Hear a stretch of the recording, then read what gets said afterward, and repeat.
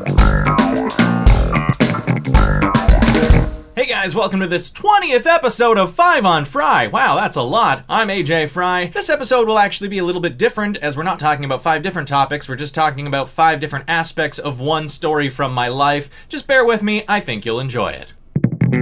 This past Saturday, I went to the Comedy Bar to appear in a show called Geek Hard Live. I was there because the guys from Geek Hard, Andrew Young and James Green, have a bit of an ongoing friendly rivalry with Teddy and I, because they do a show that's very similar to ours, but theirs is online. So they like to poke fun at us because they're down in the trenches doing things as a passion project, and of course we are getting paid for the jobs that we do on TV, and we get to do really cool things, and this story will eventually get to the point where I tell you about one of the cool things I got to do. But first we gotta talk about how Gavin Stevens, a comedian who I'm a huge fan of, was the headliner for this show on Saturday. Back about 10 years ago, when I was first doing stand-up comedy here in Toronto, Gavin Stevens was the headliner on a different show that I was on, and afterwards there were comics milling around, and he came over to me and he mentioned that he thought I had a good set, and he compared me to David Spade, which at the time I didn't know how to take, because I always saw David Spade as being a very snarky intellectual comic, and at the time I thought I was just very energetic and, wacky.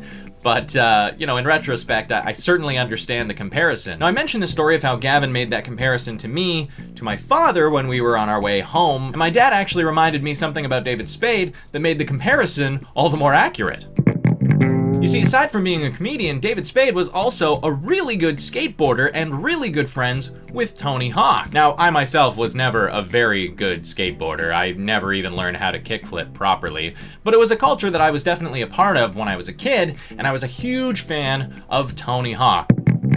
One of the reasons that I looked up to Tony Hawk so much was that I've always been taught that you should aspire to be great, and clearly Tony Hawk was and still is, the greatest skateboarder of all time. So when you're taking an interest in a new hobby or activity like skateboarding, I mean, who would I want to idolize? Well, Tony Hawk, of course. Not only was he a great skateboarder, but he just seemed to be a really great guy, charitable. And to the best of my recollection, there has never been a Tony Hawk controversy. He was just really good at skateboarding and really wanted to bring the sport to the world. So the very first skateboard that I got, well, after the Ninja Turtles one that I got when I was like 8 years old, but after that, I went to the skateboard shop and I asked for the Tony Hawk Birdhouse skateboard, and I still have it. Yep, here it is. This is the skateboard that I was using back when I was 13 years old, and oh yeah, you'll see down there at the bottom that it's now autographed by Tony Hawk. I'll get to that story in a bit, but first, I went to Henry Monroe Middle School up in Ottawa, and it was actually a really good middle school, though it did have a reputation for being one of the most rough schools in all of Ottawa.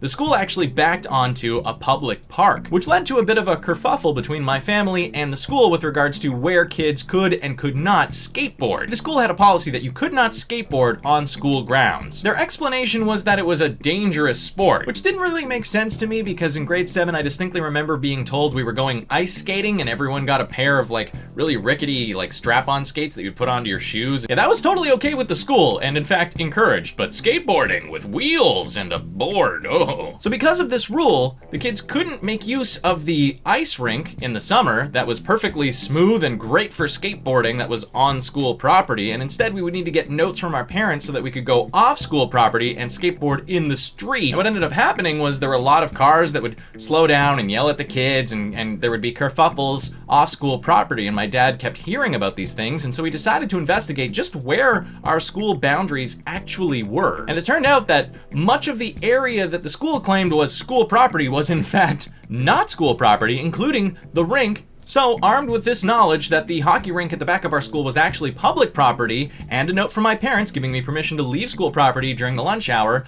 I went to that hockey rink and started skateboarding. Of course, all the other skaters were with me with their boards kind of cautiously watching, and a few of them decided to join in skateboarding.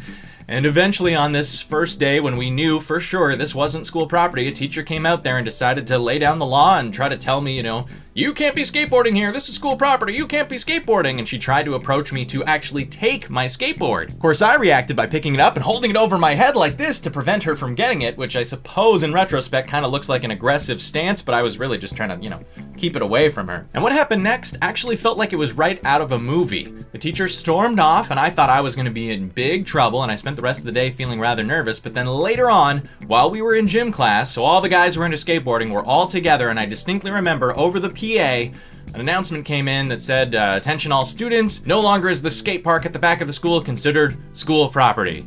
And I remember jumping for joy and all of my fellow skaters celebrating and hugging one another. We did it! We can skate where you should skate, in a skating rink. It was an awesome victory for the sport of skateboarding. And for the rest of that summer, everyone would go out there and enjoy skateboarding in the safety of an actual skate rink. You know, where it would make sense to skateboard. Now, if that little victory wasn't a perfect ending to this story, it gets better. Because just a couple of years into my time as a host on Space, I was invited to be the host of a segment for E-Talk, where I would get to interview Tony Hawk himself at his headquarters just outside of San Diego. When I got the job on Space, I figured I would get an opportunity to meet a lot of my sci-fi heroes, but I never thought I would get a chance to meet Tony Hawk. I just got schooled by Tony Hawk.